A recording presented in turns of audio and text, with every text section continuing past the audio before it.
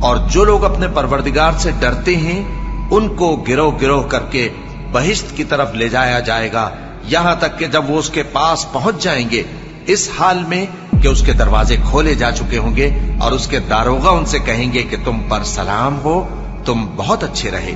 اب اس میں ہمیشہ کے لیے داخل ہو جاؤ۔ اور وہ کہیں گے کہ اللہ کا شکر ہے جس نے اپنے وعدے کو ہم سے سچا کر دیا اور ہم کو اس زمین کا وارث بنا دیا، ہم بہشت میں جہاں چاہیں رہیں، تو اچھے عمل کرنے والوں کا بدلہ بھی کیسا خوب ہے۔ اور تم فرشتوں کو دیکھو گے کہ عرش کے گرد گھیرا باندھے ہوئے ہیں اور اپنے پروردگار کی تعریف و تسبیح کر رہے ہیں، اور ان میں انصاف کے ساتھ فیصلہ کر دیا جائے گا اور کہا جائے گا کہ ہر طرح کی تعریف اللہ ہی کے لیے ہے